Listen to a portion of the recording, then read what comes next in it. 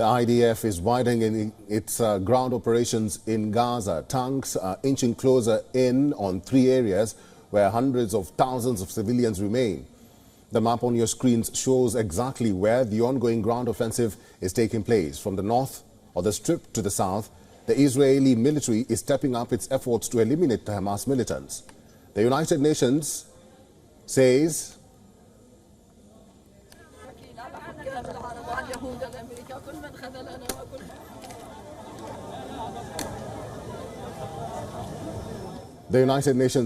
over 600,000 people are under evacuation orders in the so-called safe zones in southern Gaza. Civilians are pleading with the soldiers and the Israeli government to spare them because most, if not all, have nowhere to go as the shelters are full to the brim.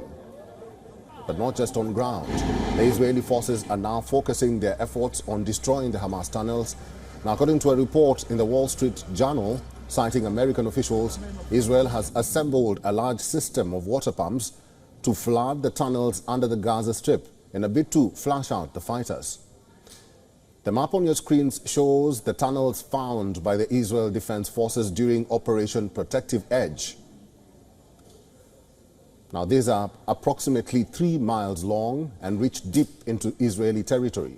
It is believed that they were to be used by Hamas to hold Israeli soldiers or civilians that they hold hostage.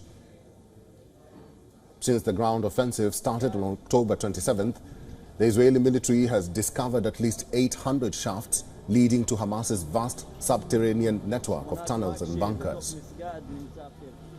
Of the 800 tunnels, the IDF says it has destroyed at least 500. The military also added that the tunnels were destroyed using a variety of operational methods, including detonation and by sealing off. And now the IDF says they will destroy the remaining tunnels by flooding them with salt water. But how will releasing salt water affect the already miserable Gaza Strip?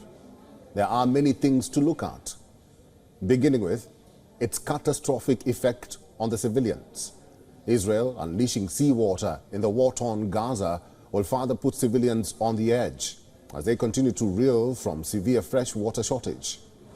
Further, as Gaza's aquifer, from which the population draws drinking water and water for other uses, is already becoming saltier with a rise in sea level. Now, this requires more energy to fuel the desalination plants on which the population depends on. As per the United Nations, the aquifer before the war provided 83 liters of water per person. But since the IDF ground offensive, now Palestinians receive not more than 3 liters a day. Lastly, the flooding could also affect Gaza's already polluted soil, and hazardous substances stored in the tunnels could seep into the ground, further affecting the groundwater table. Even though Israel has not made a final decision to go ahead with the plan, it is an indication of the extent that the Israeli forces will have to go to eliminate Hamas.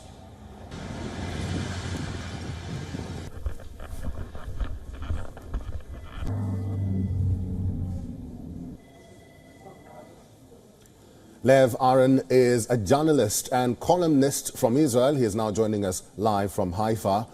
Lev, welcome to the show. Is this operation of seawater worthwhile and feasible? And Israel, which says it has intelligence to almost everything on earth, including the knowledge of this vast network of secret tunnels, what is working against their favor at the moment for them to even resort to this strategy?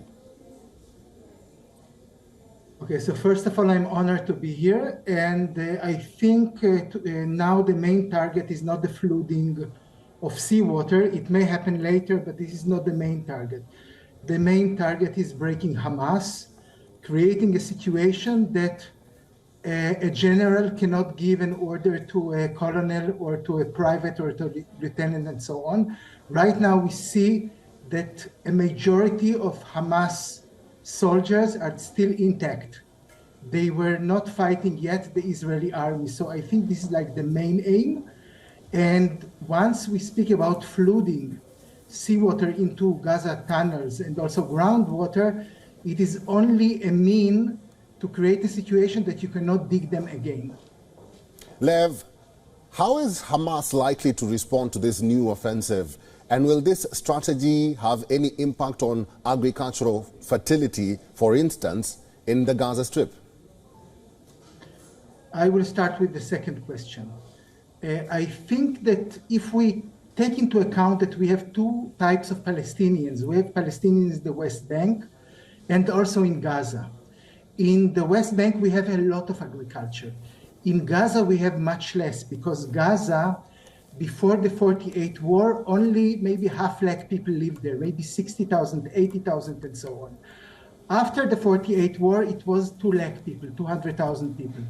And today it is more than 2 million people. So urbanization in Gaza was very speedy compared to the West Bank. So even today, agriculture in Gaza is not such a huge sector like in other places.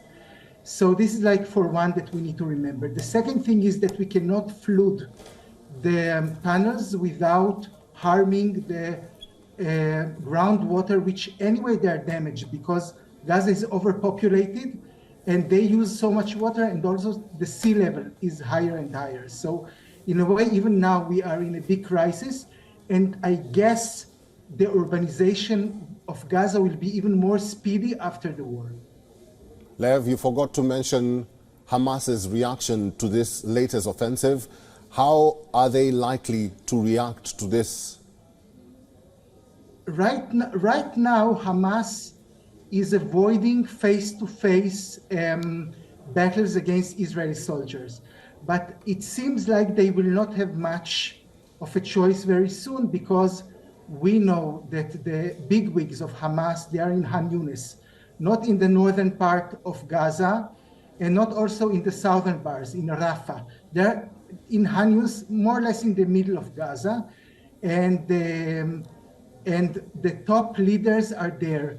And for Israel to break the, let's say, the break of all the power that Hamas has, and also the command chain that they will have to kill the bigwigs of Hamas.